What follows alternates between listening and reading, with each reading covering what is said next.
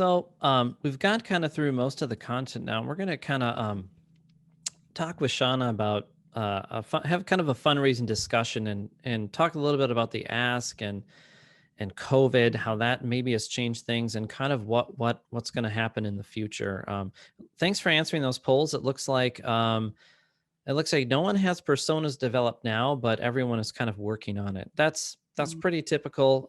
Actually, many times when we do detailed persona work for a nonprofit client, they actually come with sort of something, going, and we kind of help Yeah. them push it across the line, but then also, refine it and make it more useful. So I'm going to switch the poll again as we talk about our discussion here. So I wanted to ask you, Shauna, talking about sort of the Mhm. ask, what do you think nonprofits struggle with the most about the ask and kind of crafting that for online? Yeah, I think, a lot of, and I know at least for our nonprofit too, and I think I've heard this from others too, is that um, a lot of times people struggle with sort of how their board should be engaged or their committees or even any of their other staff members. That everybody thinks that the ask is only really the job of the advancement director or really only the job of the executive director.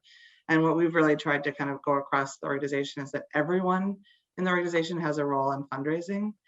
And I think our virtual gala was a great way for people to kind of get involved, and that if you go out and you get a silent auction donation from a connection that you have with your yoga teacher, or if you go out and you are able to share this or have a host a party with 10 of your friends, like that's part of being part of the ask as well.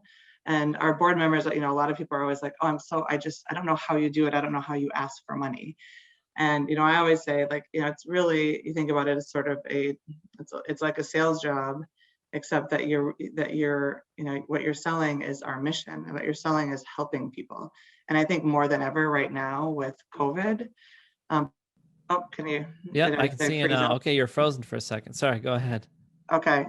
Yeah. So I was saying that if you're really just sharing your passion about the organization and really getting people involved in different ways, whether you're inviting them to come to the playground build or come to the gala, or and then it's really about forming those relationships. And then my job is then to come in and really maybe kind of close the deal on the ask. But the ask is not me coming in and saying, hey, will you give us money? It really starts with everyone in the organization on the board level starting to nurture those relationships and bring people in. So Yeah, that makes a lot of sense, and those are great points. Yeah, like this other example I showed with Hired, they had so much of their staff involved with that, and it was really good. It seems like they are doing a good job too of permeating the concept of the ask throughout their kind of organization. So when mhm, it comes to like an online ask, what do you think are important things to keep in mind for putting that out there? I love your example of the fund a need. Like that's mhm. like I really like connecting the dollars to the impact or something. So what are some strategies you keep in mind kind of with an online ask? Yeah, I think that, yes, making sure that, so there will be some people who will see, whether that it's connecting to the gala. And so they're able to really hear the stories of our residents, or it's being able to, have somebody invite them to know a little bit about Emma Norton. So then once you actually put that ask out there, whether it's through email, we also have that Give MN asks, where they have sort of those giving weeks, which is great. Just letting people sort of know what's unique about your organization and be able to give some of those stories. And I think even if you look on our website, one of the things that we really thought was important for our organization was to show that we had this 100-year history, which I think is really important, showing that we're not just this new organization, but at the same time show how we've evolved and changed and grown. And then to be able to really have some of those examples from our residents with some of the quotes and the photos to show this is how your money is really going to impact real people. So Yeah, so impact and real stories. This theme of storytelling and real mhm, people keeps appearing. So what do you think, has changed about fundraising? What do you think COVID has done to kind of change fundraising in your mind? well, I think on some levels it's really helped. I was, when I came in, I was like, okay, how do we really engage our donors on different levels. And I think it's really forced, all of us, before we wouldn't be sitting here watching this webinar or doing all of our meetings on Zoom. And I think a lot more people are confident in donating online. Whereas before we had a lot of people would only send in a check. They didn't trust donating online, and they didn't trust that. And I think now it's really forced people to kind of engage in different ways. And I think we've had a lot more donors who have now started either like when you're talking about sustaining donors, who are willing to, rather than sending in a check every month, now they're doing the sustaining donors that's coming right through our website. And so I think that's been really helpful. It's encouraged people to find ways to engage online in new ways. And so I think that's really why we see this 100 new donors, because people are finding us in different ways. People are willing to donate, online where they might not have remembered to send in a check. So I think it's definitely added some new opportunities. Sorry, that's my husband in the Yeah. kitchen. Hey, we all got to eat, right? That's fantastic. So we talked a little bit about this virtual event, but what are some things you kind of learned from transitioning to virtual, and what maybe are some of those things that you may want to keep going forward?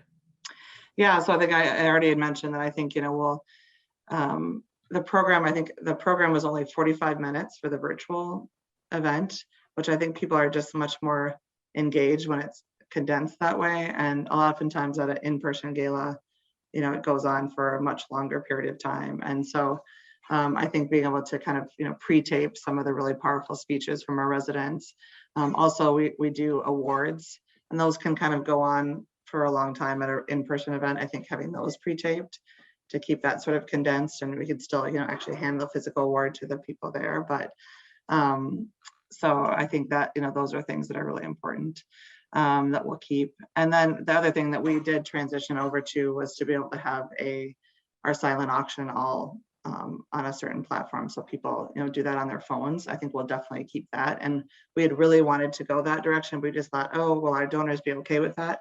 Well, now they're going to be okay with that. So That's great. And I know too, I believe you used some of that content too that we made for other uses too. Like it can be sometimes reused, and you could take those powerful stories and reuse that, or you could take a little bit, maybe someone talks about the mission, and you can again reuse that actually outside of the event for other things. Absolutely. And we had, I think, 400 people sort of engaged the night of the event. But last year, we haven't gotten those numbers yet because people are still watching it, but that we had another 150 people watch it later and engage that way. And so, and then some of those great resident stories, we'll be able to use those on our website or in other ways as well. So That's great. So kind of when it comes to how giving's evolving, especially online, what do you think are some trends in online fundraising that you see? Yeah, I mean, I think the virtual galas are for sure a part of it. I think videos, being able to have, I think millennials, and they really like to be able to see, it's got to be short, powerful videos.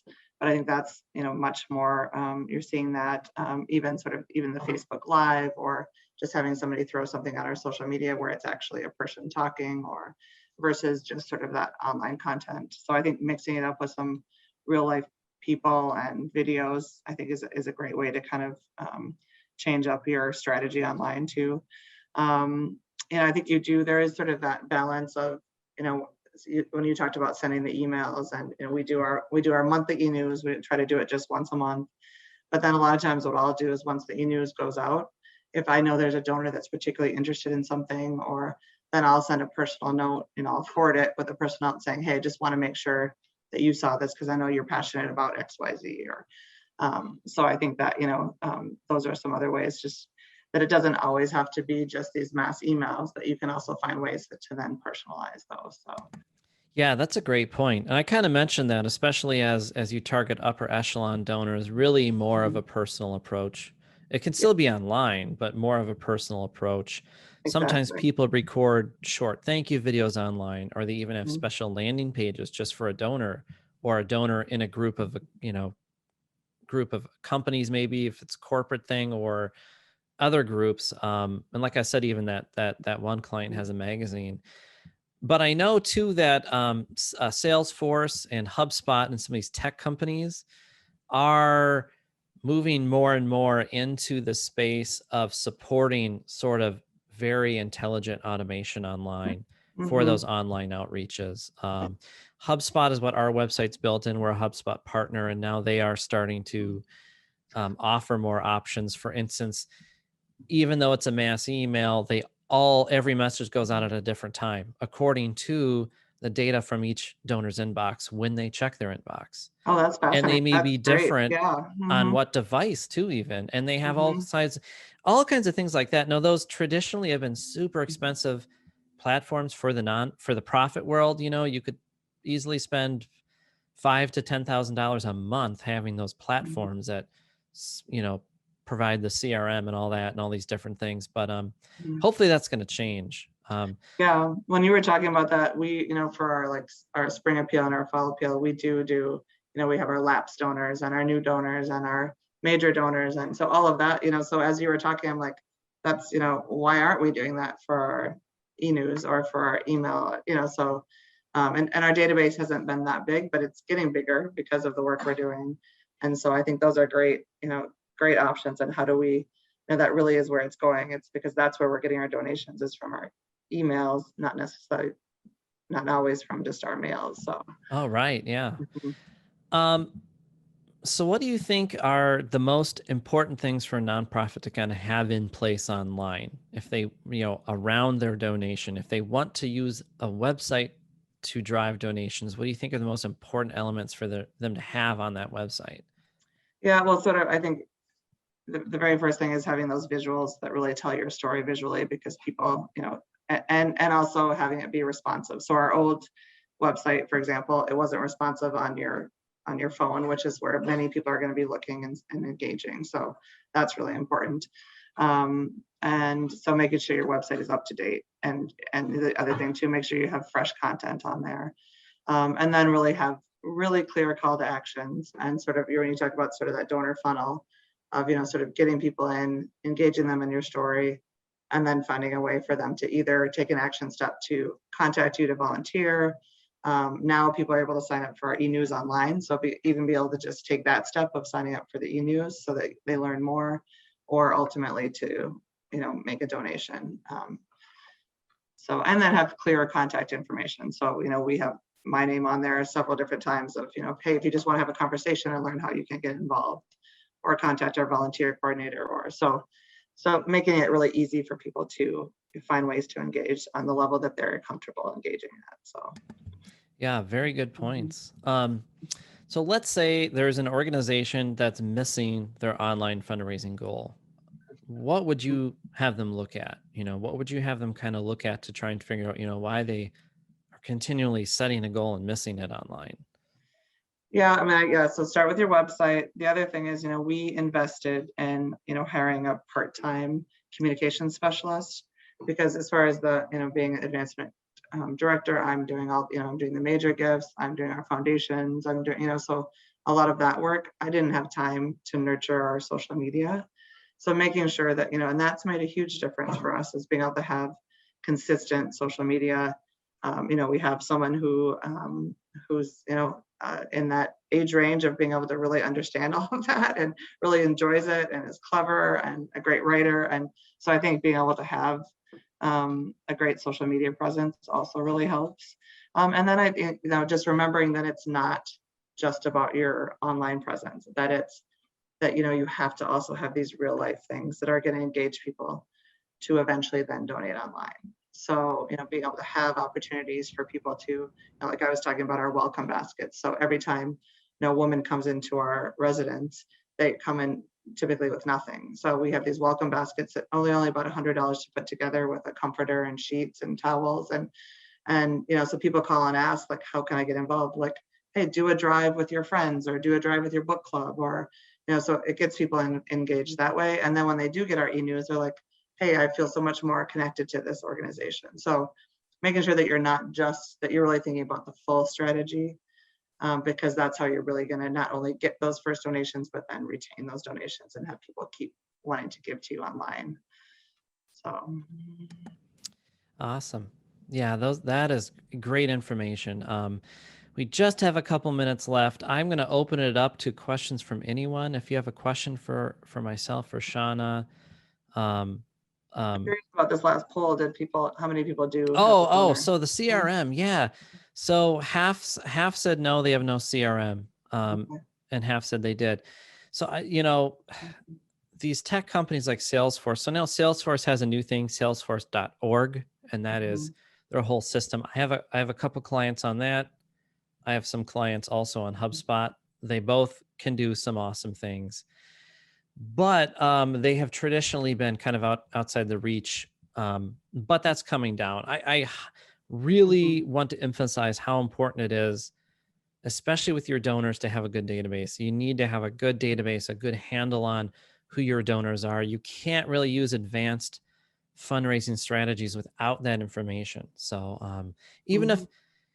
even if you just maybe use an email tool, Emma or some other email Mhm. tool, and that's your database, as long as you have a definitive place. So, any questions from anyone? We're going to have to end this in a couple minutes, but Mhm. I'll open it up to questions from anyone. This too also, this will, if you miss any of this, this will be available on demand.